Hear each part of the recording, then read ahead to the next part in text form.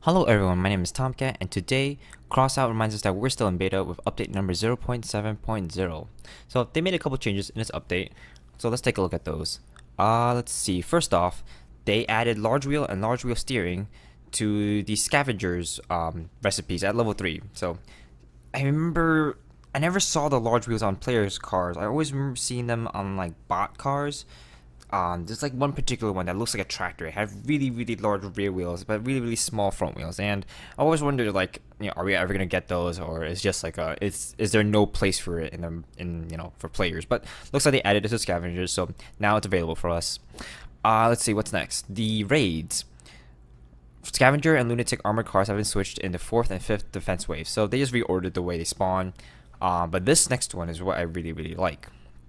Increase pause before the first wave at the 3rd pump jack in defense mode by 10 seconds on easy and medium difficulty.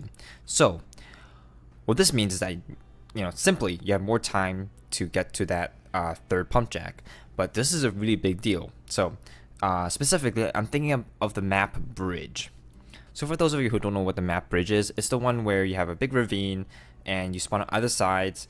There's a bridge going across the ravine and you can cross it to get to the other side, or you can drive down into the ravine, go under the bridge, and climb up the other side to the enemy side of the ravine. So that's bridge.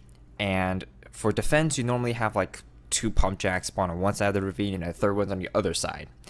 That 3rd one is hard to get to because it's so darn far away. So here, for example, let's take a look at my raid vehicle. So here's my raid vehicle. It's based on the Nomad's Wyvern cabin. So it's pretty fast, despite the way it looks. It actually does accelerate pretty well, and it gets to the top speeds and holds it. So I'm usually the 1st or 2nd one to get to that 3rd pump jack, and by the time I get there, it's like 30 HP, and I'm there shooting, trying to defend it, and by the time my teammates get there, the rest of my team, it's down to 10 HP, and by then, we've lost. We can't defend like 2 more waves with just 10 HP left on the pump jack. So hopefully this extra 10 seconds will improve the success rate of that particular raid. Next up, they rebalanced a bunch of weapons. So the autocannon rapier now takes more shots to overheat, so it means you get to shoot more longer. So it went up from 11 to 14 shots. Cooling time got reduced from 3.0 seconds to 2.7 seconds, so it cools down quicker. Next up, we got the little boy turreted cannon. It's got more structure, health points, and it got more accuracy. Movement scatter got reduced to 33%, and it got increased mass. So it's a balanced change for that one. Psychic drone, this one got a buff. Psychic drone is the one that is the little gun on wheels and follows the car around and shoots people. So that's got a structure increase from 150 to 200, so it's harder to kill. I mean, those things were easy to kill to begin with. Now this next one is really disappointed me.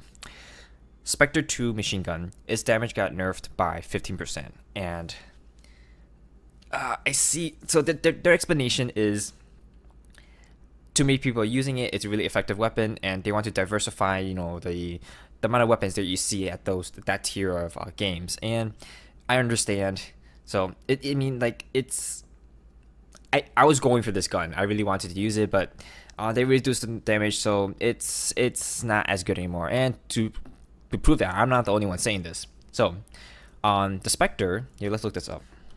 The cost of a Spectre now is this. Sold for a minimum of 470 and been bought for a maximum of 422. I checked the price of this not too long ago, like a couple days ago, and it was like high 500s, really low 600 credits. So it shows you how much the market's dropped. Everyone's trying to get rid of them, so the price has kind of tanked a bit. So anyway, I'm not the only one who thinks that the Spectre, we were quite bummed out about it. It's not just me. Anyway, so next up, Hoeing Missile Pyre. This has now an increased turning speed of 20%. So what this means is, before players would, you can do a quick maneuver at the last second and dodge the missile, and the missile can follow that curve and hit you. But now, because of increased turning speed, you have less of a chance. You can't cut it close and just dodge it by a hair. No, you do have to move a decent amount in order for that missile to hit you. Next up, we got the Mandrake Howitzer, and what it now does is after impact, it does an area of effect burning damage. So if you're like pretty close to the impact zone, you're gonna start taking burning damage until you drive out of that radius.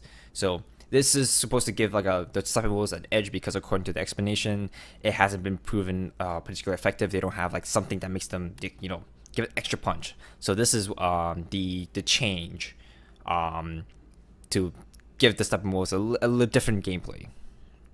So next up, we got the Fuel Barrel. Its damage from explosion has been reduced from like 500 points, if I remember correctly, to 450 points. So 50 points less. Not that 50 points is that big of a deal when you're receiving 450 damage. Like, I mean, seriously, 500 points would have like completely killed you, and like 450 points is like you're just really close to death. Maybe the enemy needs to shoot you 3 more times to get the extra 50 damage. It's not that big a deal. Anyway, so but the really nice thing is they added Fuel Tank. Fuel Tank is now available in the Engineer's Blue Workbench. So let's take a look at that over here, and I already have it selected. Fuel Tank. So it requires 3 fuel barrels. Yes, we finally have a use for these stinking fuel barrels. I've been getting too much of those. Also uses 2 Avia boosters and 2 car jacks. Again, yes, getting rid of these car jacks because I've been getting too much of those. Anyway, and it also requires the same usual 450 scrap metal and 50 copper for any other, blue part. And what this does is now the fuel tank gives you 10 fuel units as opposed to the 5 units that the fuel barrel gives you. But on top of that, they can be stacked. So in total, you can get 15 fuel per match if you, again, of course, you live and you win.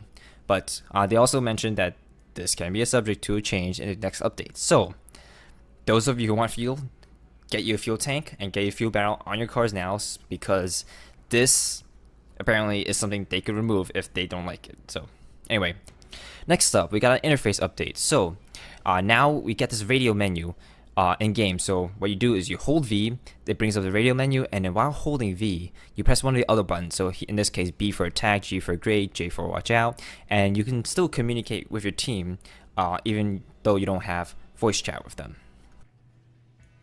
So the rest of the changes they did in this updates are small things like changing the appearance of the map, improving the sound effects, and fixing a couple bugs.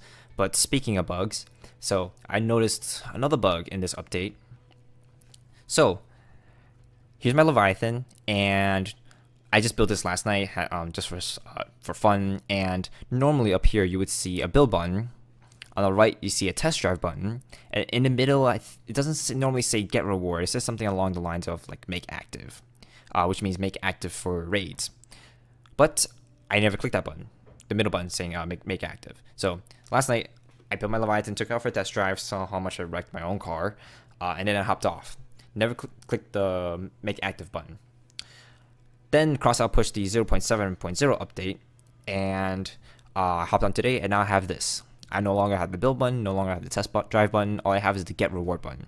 Strange. I never released it for raids. Okay, well, I want to access my Leviathan now. I want to rebuild it. I want to test drive it, have some fun. So, okay, what can I do? Click the get reward button. Not doing anything. Okay, what else can I do? Down here, Leviathan. That's a little X. Click that. Unable to edit active Leviathan. I never made it active. Okay, well, this feels like a bug. By the way, I've already reported this on the bug report forums. So yeah, this feels like a bug, and I can't do anything with my Leviathan right now, which kind of bums me out. Anyway, so yeah, hopefully they'll get this fixed soon. It is in beta, so things like this are sort of expected. You know, it's still in development. So anyway, that's it for this update. Thank you guys so much for watching, and I'll see you guys next time. Bye bye.